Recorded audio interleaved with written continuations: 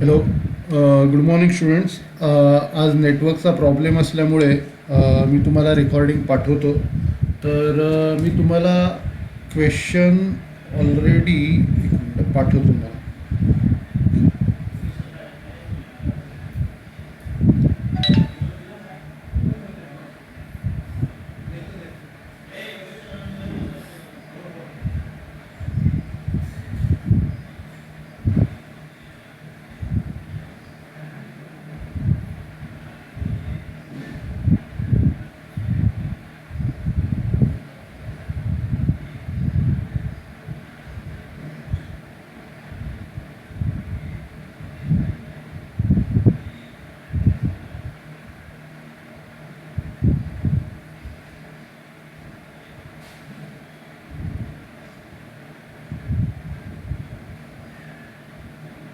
Okay.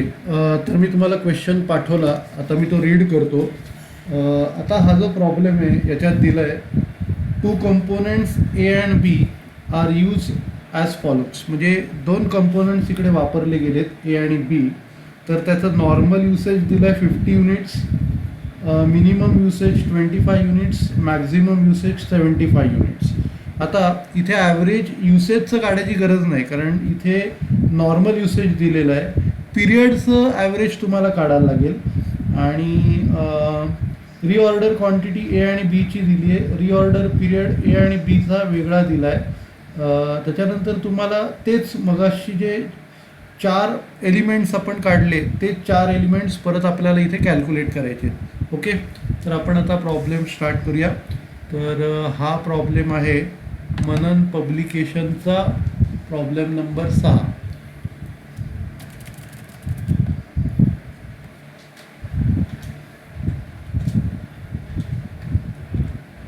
तर इथे तो प्रॉब्लेम कसे सॉल्व करायचे, पहिल्यांदी फॉर्म्युला लिहायचा.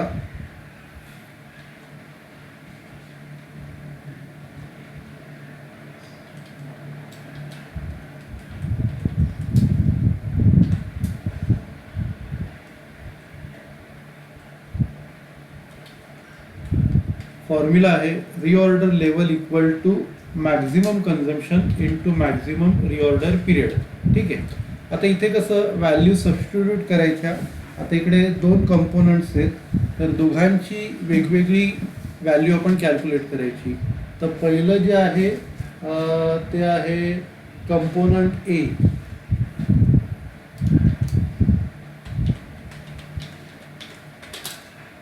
तर कंपोनंट एचं कसं कॅल्क्युलेट करायचं, मॅक्झिमम कन्झम्पशन दोन्हीकडे सेमच आहे, 75 युनिट्स.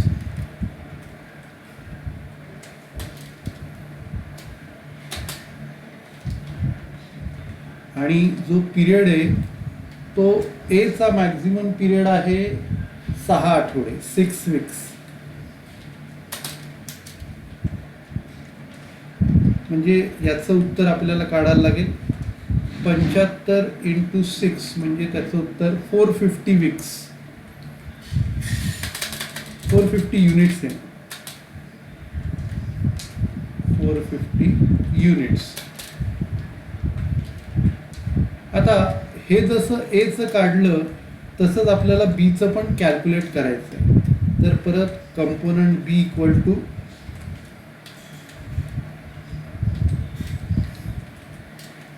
आता मॅक्झिमम कन्झम्पशन दोघांचं सेमच आहे 75. तर हे 75 युनिट सेम राहणार. आणि इकडे इंटू बीचं मॅक्झिमम कन्झम्पशन 4 आठवडे, तर 75 इंटू 4 वीक्स. तर त्याचा आन्सर आपण कॅल्क्युलेट करूया. 75 इंटू 4 300.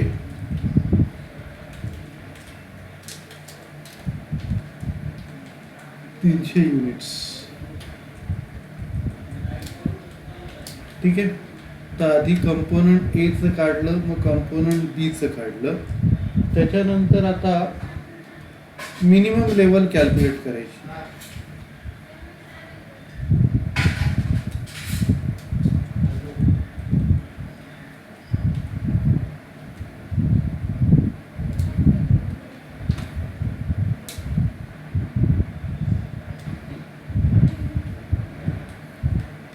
तर मिनिमम लेवलचा जो फॉर्म्युला आहे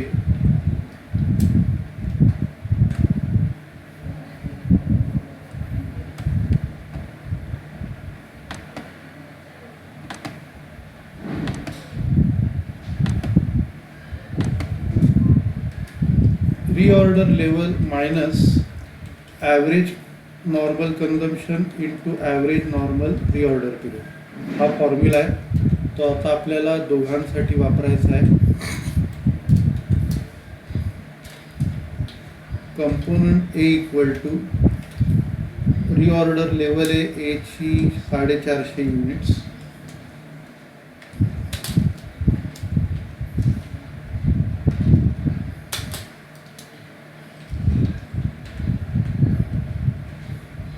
त्याच्यातनं मायनस करायचं ॲव्हरेज किंवा नॉर्मल कन्झम्पशन इकडे दिलं आहे 50 युनिट इथे दिलेलं आहे इंटू आता पिरियडचा ॲव्हरेज किंवा नॉर्मल काढायचं 4 + 6 डिवायडेड बाय 2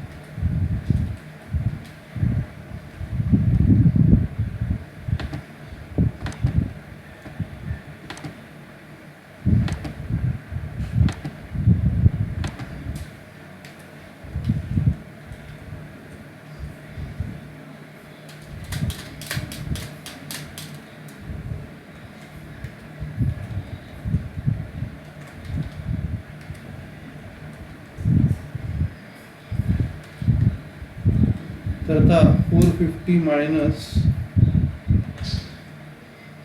50 युनिट्स इंटू 4 आणि 6 10 डिवायडेड बाय 2 म्हणजे 5 आठवडे.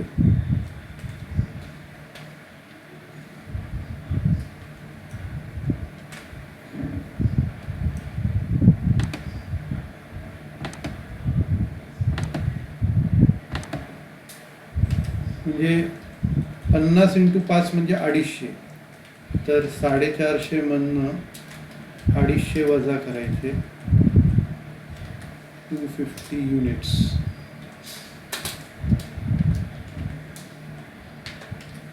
म्हणजे आपल्याला 200 उत्तर मिळेल 200 युनिट्स.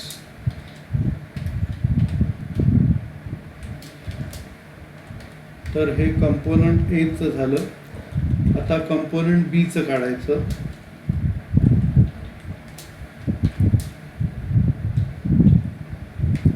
कंपोनंट बी चं रिऑर्डर लेवल आपण काढली 300 युनिट्स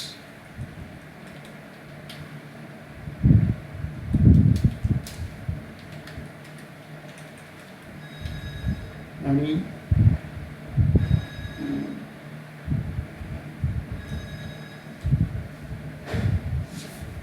नॉर्मल युसेज तेवढंच राहणार 50 युनिट्स आणि याचं जो ॲव्हरेज जे काढायचं आहे 2 + 4 डिवायडेड बाय 2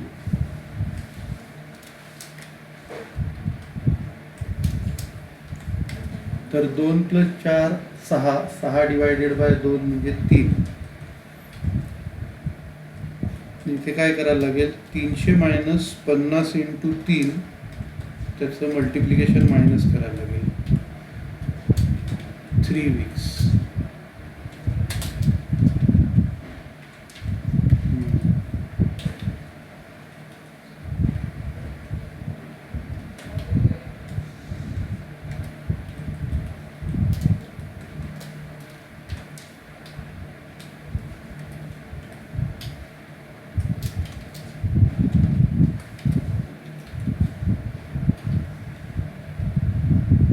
तीनशे वजा 150 म्हणजे 150 युनिट्स.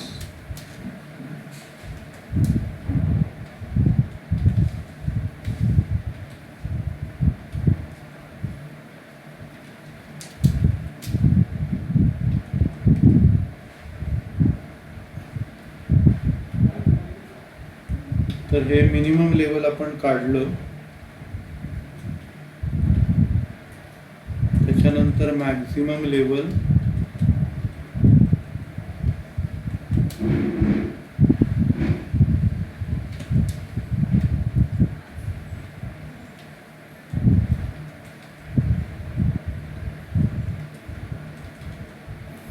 मॅक्झिमम लेवल त्याचा फॉर्म्युला आहे reorder level plus reorder quantity minus minimum consumption into minimum reorder period.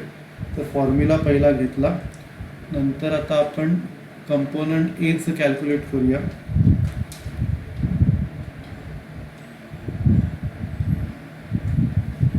Component एचं रिऑर्डर लेवल आपण काढलेली आहे 450 युनिट्स.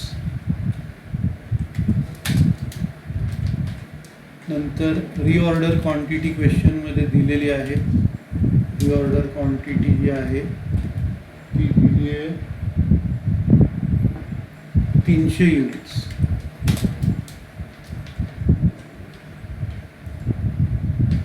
आणि त्याच्यातनं मायनस करायचं आहे आपल्याला multiplication minimum units into minimum reorder period. आता मिनिमम युनिट्स किती आहे? 25 आहेत. मिनिमम युनिट्स 25 आणि इकडे मायनस मिनिमम युनिट्स 25 आणि मिनिमम रिऑर्डर पिरियड 2 आठवडे, 4 आठवडे. ए चे 4 आहेत, बी चे 2 आहेत.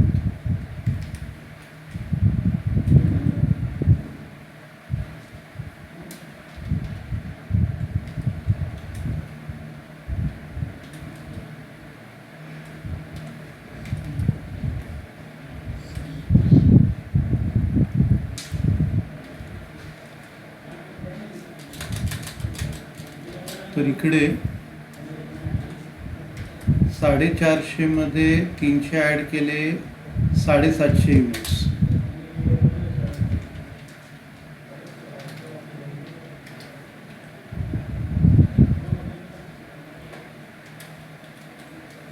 साडेचारशे युनिट्स मधनं आपण 25 इंटू 4 100 युनिट्स वजा करणार.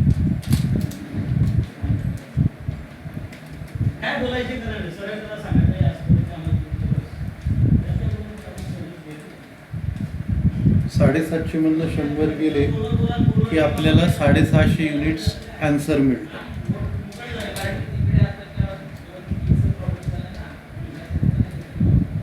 तर हे कंपोनंट ए काढलं. त्याच्यानंतर आता कंपोनंट बी चं कॅल्क्युलेट करूया.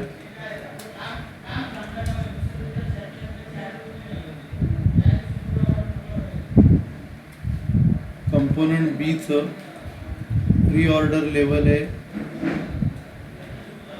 300 युनिट्स.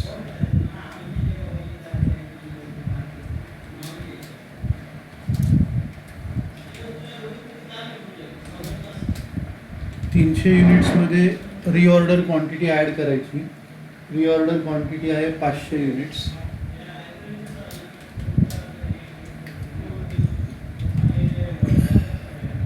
इथे मिनिमम कन्झम्पशन तेवढंच राहणार आणि याचे जे वीक्स आहेत ते 2 आठवडे.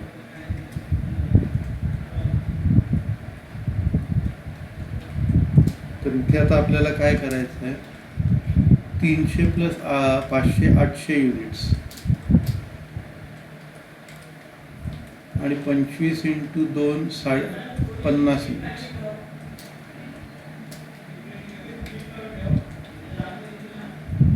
आणि 800 मधनं 50 गेले 750 units.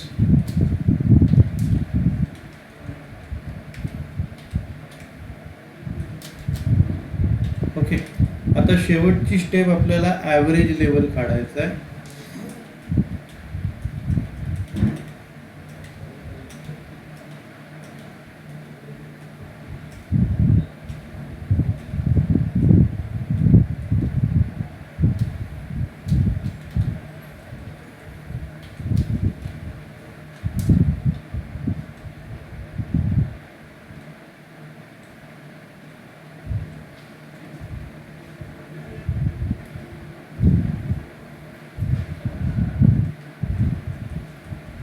Minimum level plus maximum level divided by 2.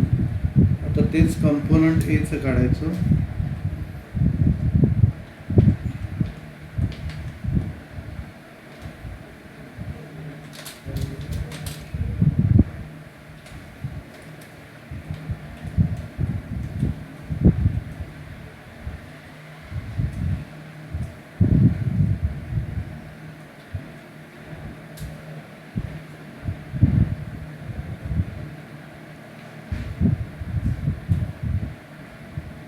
Component ए ची मिनिमम लेवल आहे 200, मॅक्झिमम लेवल आहे 650. 200 plus 750 divided by 2. 200 units plus 750 units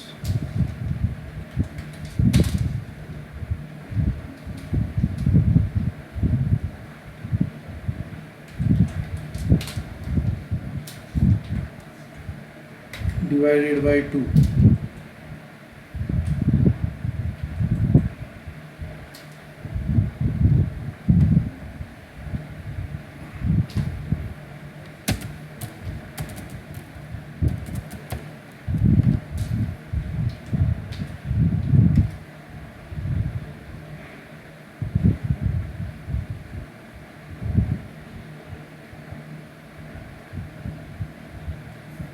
आता 200 प्लस 750 850. 850ला 2 भागलं की 425 युनिट्स.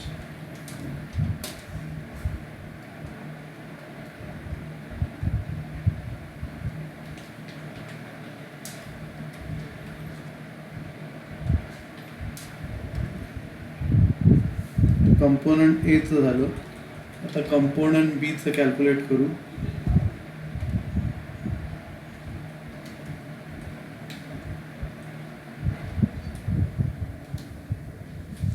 कंपोनंट बीचं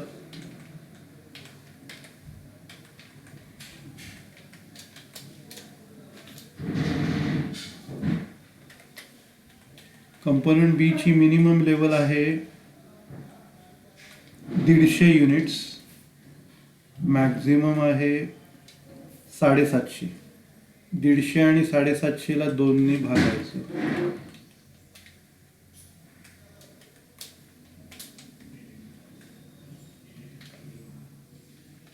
दीडशे आणि 750 900. 900ला 2 भागून 450.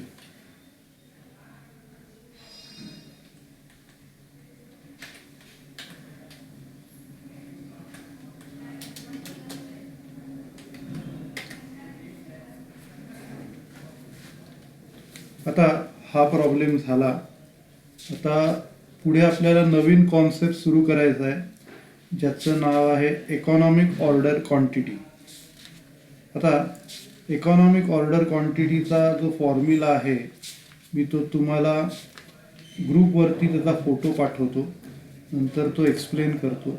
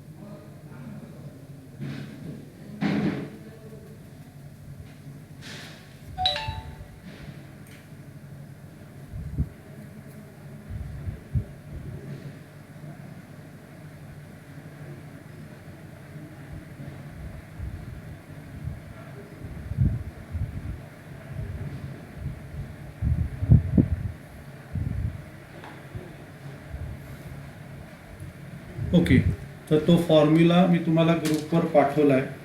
आता मी तो तुम्हाला एक्सप्लेन करतो.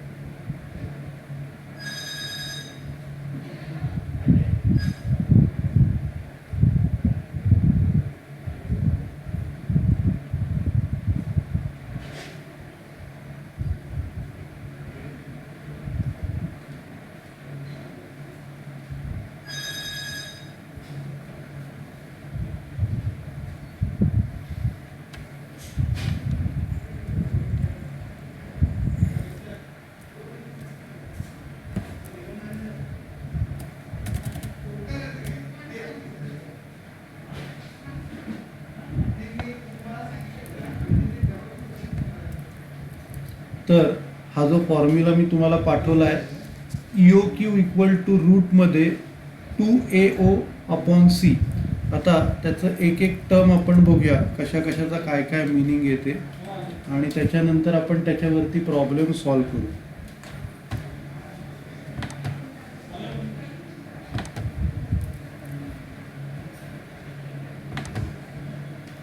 तर EO क्यू जो आहे, इकॉनॉमिक ऑर्डर क्वांटिटी, म्हणजे किती क्वांटिटी ऑर्डर करायची जेणेकरून आपलं पैशादृष्ट्या आपल्याला परवडलं पाहिजे. तर त्याच्यात फॉर्म्युला आहे 2AO अपॉन क्यू. आता ए म्हणजे काय, ॲन्युअल कन्झम्पशन, आपण वर्षभरामध्ये किती कन्झम्पशन करतो. पुढे आहे ओ म्हणजे ऑर्डरिंग कॉस्ट पर ऑर्डर, एक ऑर्डर द्यायला किती खर्च येतो. त्याच्यानंतर सी म्हणजे कॅरिंग कॉस्ट, म्हणजे स्टोरेजची carrying cost per unit per annum, एका वर्षाची एक युनिट ठेवण्याची किंमत. तर हा ते फॉर्म्युल्याच्या व्हेरिएबल्सचा मिनिंग आहे. ठीक आहे, तर आता आपण प्रॉब्लेम सॉल्व करूया. मी तुम्हाला प्रॉब्लेम पाठवतो.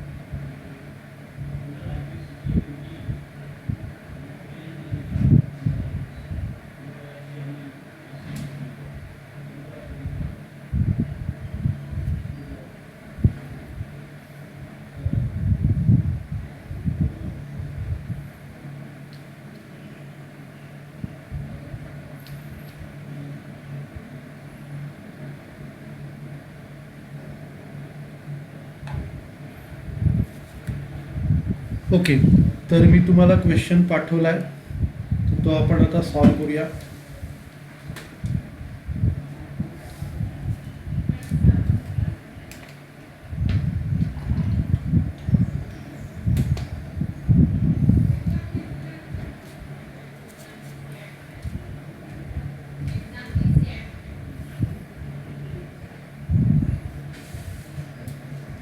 तर आता हा जो प्रॉब्लेम आहे त्याच्यात तुम्हाला ॲन्युअल डिमांड 12,000 दिली आहे. आता ॲन्युअल डिमांड म्हणजे मागणी किती आहे, तर आता या प्रॉब्लेममध्ये ॲझम्पशन करायचं की जेवढी डिमांड आहे तेवढंच कन्झम्पशन आहे. म्हणजे आत्ताचा हा मननचा 9वा प्रॉब्लेम आहे. इल्युस्ट्रेशन 9. तर आता ॲन्युअल डिमांड म्हणजे ए दिलाय तुम्हाला 12,000 युनिट्स. ऑर्डरिंग कॉस्ट दिली आहे 90 रुपये पर ऑर्डर, म्हणजे प्रत्येक ऑर्डर देण्यामागे 90 रुपये खर्च येतो. नंतर inventory carrying cost per annum per unit, म्हणजे एक वस्तू होल्ड करण्याची कॅरिंग कॉस्ट पर इयर. ठीक आहे. तर आपल्याला तिन्ही गोष्टी माहिती आहेत, तर आपल्याला EOQ कॅल्क्युलेट करता येईल. ठीक आहे. तर आता मी इथे फॉर्म्युला लिहितो. EOQ equal to 2AO upon C. इथे मला रूटची साईन टाकता येत नाही आहे, त्यामुळे तुम्ही सॉल्व करताना टाका, पण इथे मला रूटची साईन टाकता येत नाही आहे, ती फक्त कॅल्क्युलेट करीन मी.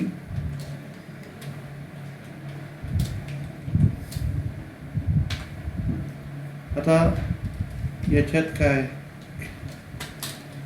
ए equal to annual consumption equal to annual demand.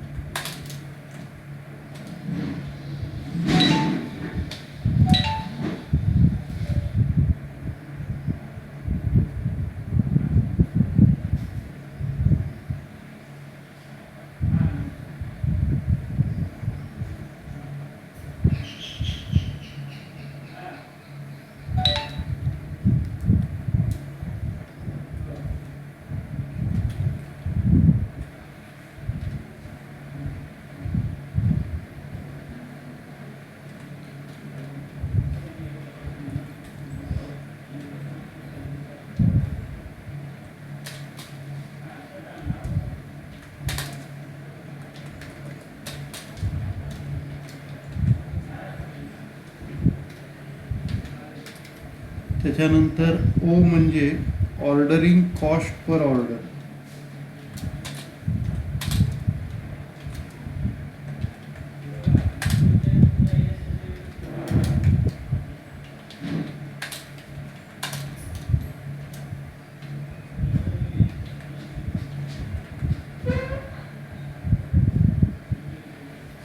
Ordering cost per order आहे 90 रुपये.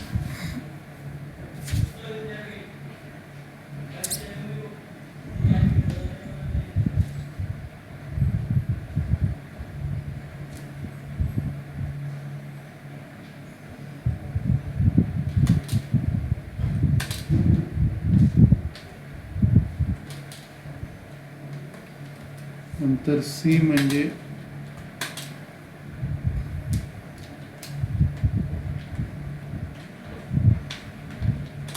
कॅरिंग कॉस्ट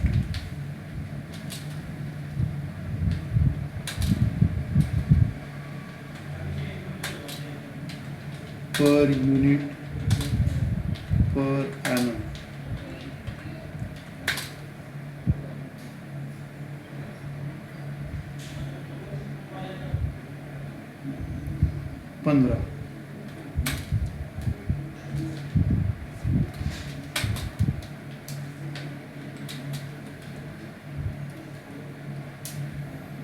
त्याच्यानंतर आता काय करायचं, व्हॅल्यू सबस्टिट्यूट करायच्या.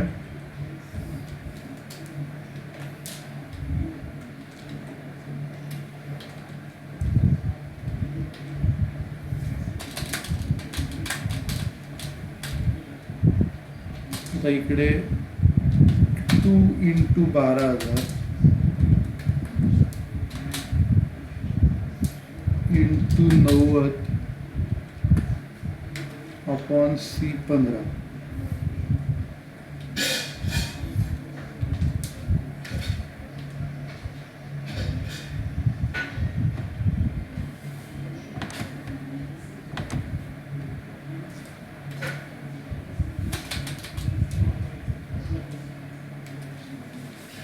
त्याचं रूट काढायचं आहे, तर तुम्ही रूटची साईन टाका आणि मग उत्तर आपण काढूया.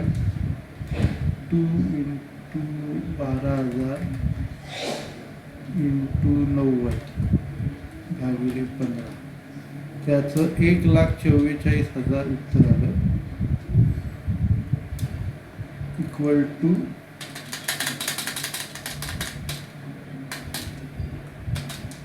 स्क्वेअर रूट काढायचं आहे. आता मी इथे लिहिली, मी इथे असं लिहितो, स्क्वेअर रूट ऑफ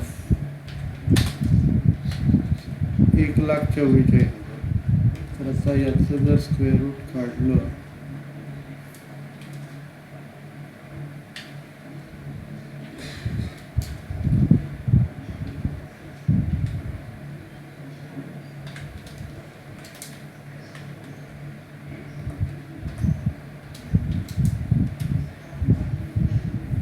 तर 379.43 म्हणजे जवळजवळ 380 युनिट्स.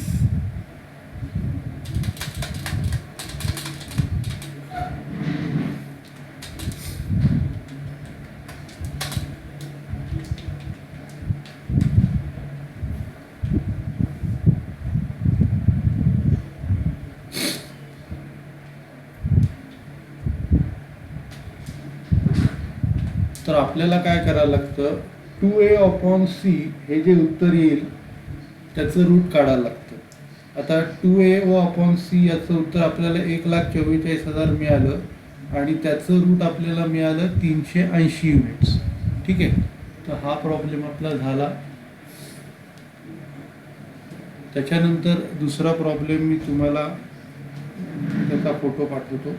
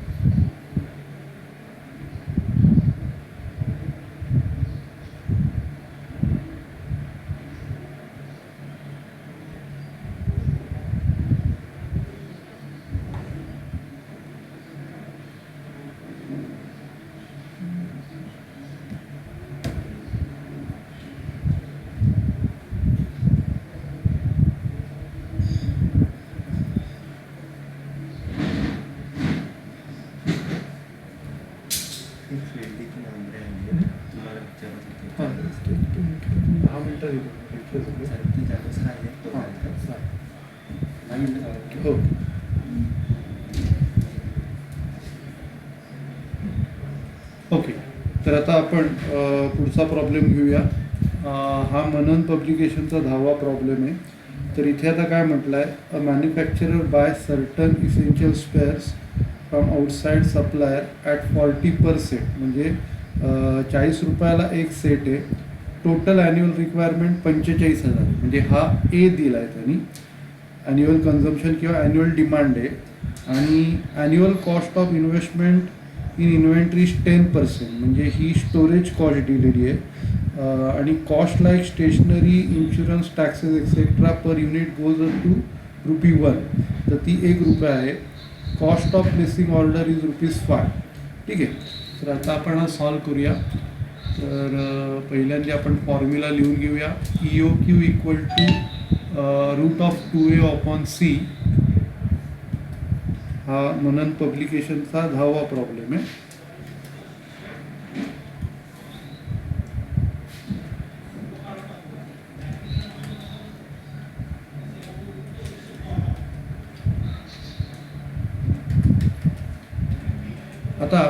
आपण इथे डिफाईन करूया काय काय किती आहेत ते.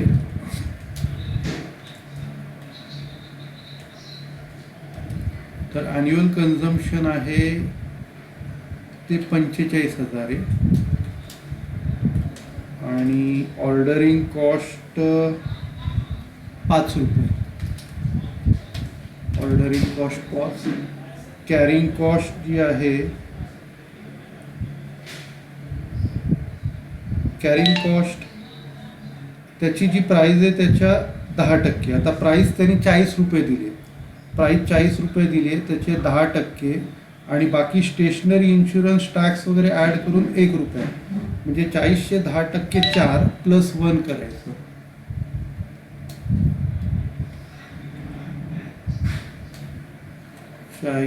चे 10%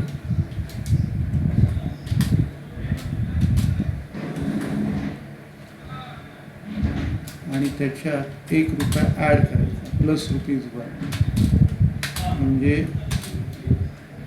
₹4 + 1 ₹5. म्हणजे ऑर्डरिंग कॉस्ट पण 5 आहे आणि कॅरिंग कॉस्ट पण 5 आहे. आणि आता काय करायचं, व्हॅल्यू सबस्टिट्यूट करायच्या या फॉर्म्युलामध्ये.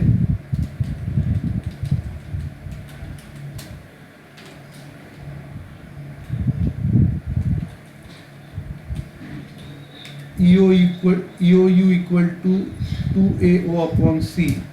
तर इकडे ए ची व्हॅल्यू आहे 45,000 आणि ओ ची व्हॅल्यू 5.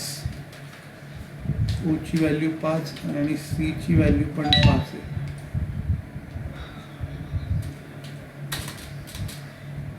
तर 2 × 45,000 × 5/5. 2 × 45,000 × 5/5 90,000. 90,000चं स्क्वेअर रूट आपल्याला काढायचं आहे. 90,000चं स्क्वेअर रूट SQRT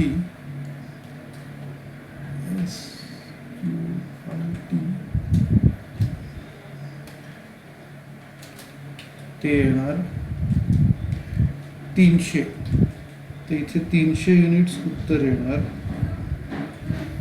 आता याच्यात येणार नंबर ऑफ ऑर्डर्स पण विचारलेलं आहे, म्हणजे एका वर्षभरात आपण किती ऑर्डर्स देणार. तर त्याचा फॉर्म्युला आहे number of orders during the year किंवा नंबर ऑफ ऑर्डर्स, म्हणजे वर्षभरात किती ऑर्डर आपण देणार. तर हे कसं काढायचं, नंबर ऑफ ऑर्डर्स, त्याचा फॉर्म्युला आहे A/EOQ, म्हणजे जेवढी ॲन्युअल डिमांड आहे त्याला EOQ जेवढा आहे त्याने डिवाइड करा.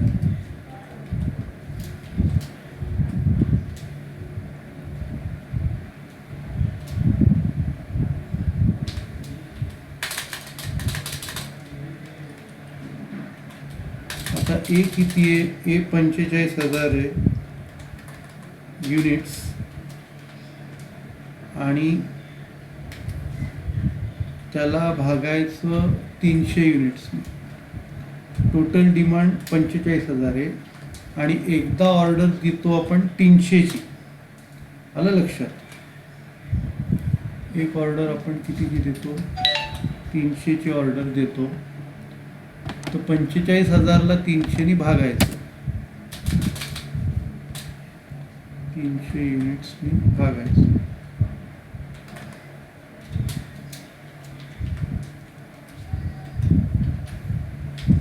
किती उत्तर येतं बघूया. 45,000 भागिले 300, 150 ऑर्डर्स. आपल्याला वर्षभरामध्ये 150 ऑर्डर्स द्याव्या लागणार. म्हणजे टोटल मागवायचे 45,000 आणि एक ऑर्डर 300ची देतो, तर किती वेळा ऑर्डर द्यावी लागणार, 150 वेळा. ठीक आहे. तर आपण लेक्चर इकडे संपूया. सगळ्यांना थँक्यू.